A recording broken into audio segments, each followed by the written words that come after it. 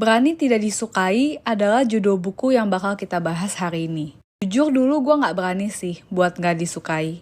Tapi ternyata gue yang suka overthinking dan people pleaser ini juga bisa berubah dan belajar banyak setelah baca buku ini. Hari ini gue mau sharing beberapa poin dari buku ini yang relate dan ngena di hidup gue. Make sure untuk nonton sampai habis karena bisa aja relate di hidup lu juga. Dulu, gue pikir gue baru bisa bahagia kalau gue udah bisa kayak orang lain.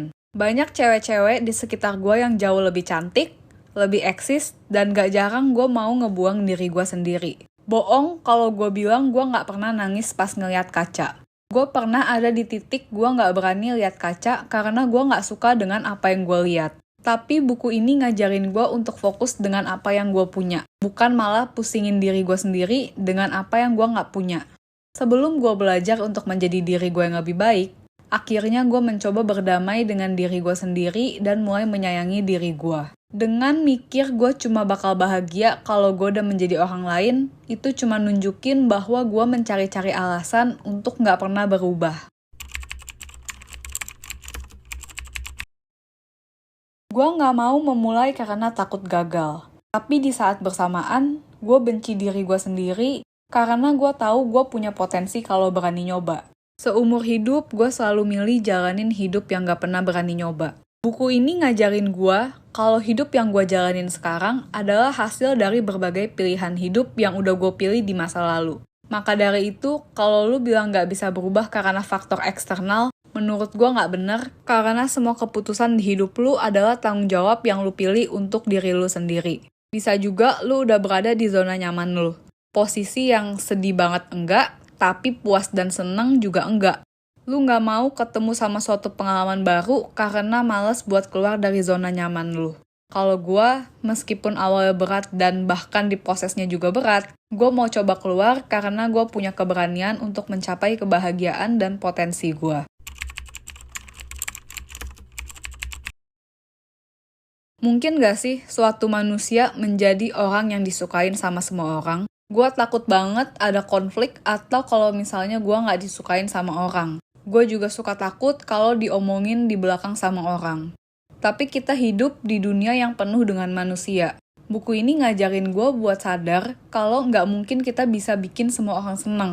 Bahkan buku ini bilang, kalau kita gak mau ada masalah sama orang, kita harus pindah ke suatu planet yang isinya cuma kita sendiri. Sejak itu, gue terus berusaha lakuin hal yang gue suka, asalkan itu gak ngelanggar hukum atau ngerugiin orang. Kalian ada yang merasa rendah diri juga gak? Gue pernah ada di posisi rendah diri itu, dan gak enak banget karena gue merasa gue gak ada artinya di dunia ini. Perasaan rendah diri ini bisa banyak rupanya. Ada yang rendah diri karena gemuk, atau karena kurang tinggi, atau juga karena ngerasa dirinya kurang pintar. Kalau menurut gue sendiri, perasaan rendah diri ini terbentuk dari segala pengalaman hidup yang dialami oleh satu individu di lingkungan di mana dia bertumbuh. Dulu gue merasa gendut karena badan gue emang lebih cabi dan gue suka dikatain di sekolah. Akhirnya gue menjadi rendah diri dengan penampilan fisik gue. Buku ini ngajarin gue bahwa pendapat orang adalah subjektif dan bukan objektif. Nah, apa bedanya subjektif dan objektif? Kalau objektif, informasinya berdasarkan fakta, tapi kalau subjektif berdasarkan emosi dan opini. Karena gue udah tahu toh pendapat orang adalah subjektif dan bukan objektif, gue mulai bersikap bodo amat. Apa yang orang lain omongin tentang badan gue bukan tanggung jawab gue buat ngurusin. Tapi keputusan gue buat lebih sehat dan menyayangi diri gue adalah keputusan yang bisa gue ambil. Gue gak tahu awalnya ide siapa ngebanding-bandingin sama anak tetangga, tapi gue cuma mau bilang kalau hidup ini bukan kompetisi. Gue sangat gak setuju dengan ide membanding-bandingkan prestasi kita dengan orang lain. Tiap manusia punya jalannya sendiri, dan lu gak bisa samain jalan hidup lu dengan orang lain. Karena starting point dari masing-masing orang aja udah beda.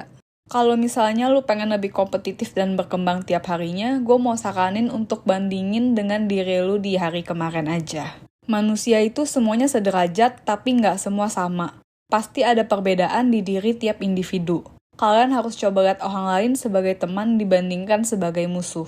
Di dunia ini kamu nggak akan pernah benar-benar bahagia kalau kamu mencapai sesuatu cuma buat buktiin bahwa kamu menang atau cuma sekedar nyari validasi dari orang lain.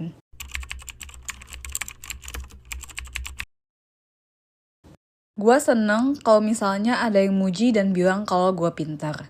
Menurut buku ini, gua sangat berhak untuk seneng tiap ada yang memuji gua. Tapi untuk selalu dipuji dan dielu-elukan oleh orang lain bukan merupakan hal yang harus dan wajib ada di hidup gua. Coba kita rewind sedikit ya. Atas dasar apa awalnya kita pengen banget untuk dipuji oleh orang lain? Jawabannya karena sistem di dunia ini berlaku seperti itu. Kalau lu dapat nilai bagus, lu dipuji-puji pintar. Tapi kalau nilai lu jelek, lu akan dikatain bego. Maka dari itu, manusia terus-terusan mencari validasi dari orang lain. Tapi balik lagi ke poin yang mau diajarin oleh buku ini. Kita hidup di dunia bukan buat nyenengin orang lain dan terus-terusan menuhin ekspektasi mereka ke kita. Itu semua nggak penting. Kalau gue baca buku cuma karena gue pengen dipuji pinter sama teman-teman gue dan bukan karena gue beneran enjoy, itu sama aja kayak gue hidup buat mereka. Gue pengen kalian hidup untuk diri kalian sendiri.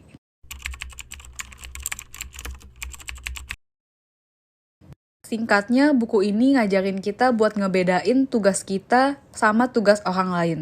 Tugas kita adalah segala hal yang ada di dalam kontrol kita dan bisa kita atur. Beberapa contohnya adalah bagaimana cara kita menghadapi masalah, pemikiran dan kata-kata kita, ekspektasi kita ke orang, dan sebagainya. Tugas orang lain adalah segala hal yang di luar kontrol kita dan gak bisa kita atur. Beberapa contohnya adalah hasil dari usaha kita, pendapat orang, masa depan, dan sebagainya. Kalau mau hidup kalian lebih gampang, kalian harus bisa misahin dan gak ikut campur sama tugas orang lain. Yang bisa kalian lakuin adalah pilih jalan yang menurut kalian terbaik untuk kehidupan kalian. Kalau masih pusing sama kata orang, ya ingat aja, itu kan tugas dan urusan mereka mau mikir apa. Kita mah gak bisa ngapa-ngapain, apalagi ngatur mereka. Di dunia ini pasti ada orang yang suka sama kita, tapi ada juga orang yang gak suka sama kita. Emang gak enak ketika kita tahu ada orang yang gak suka sama kita. Dan sebisa mungkin gue pun juga pengennya semua orang suka sama gue. Tapi buku ini ngajarin gue bahwa pemikiran yang kayak gitu adalah pemikiran yang ngebuat gue merasa terkekang di hidup ini. Maka dari itu, gue diajarin buat memiliki satu keberanian, yaitu keberanian untuk tidak disukai. Ini adalah prinsip yang mengubah hidup gue. Keberanian gue untuk bahagia membutuhkan keberanian untuk tidak disukai.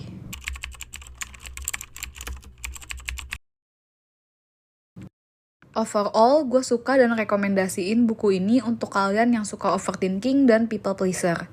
Gue udah berhasil berubah dan lepas dari kehidupan itu. Dan gue juga yakin kalian bisa. Yang tadi merupakan beberapa hal yang gue pelajari dari buku Berani Tidak Disukai. Perlu diingat kalau poin-poin tadi adalah poin yang relate dan ngena di hidup gue. Masih banyak banget point of view bagus yang bisa kalian baca dan tangkap dari buku ini. Kalau video ini bermanfaat, kalian bisa dukung channel ini dengan like, komen, dan subscribe.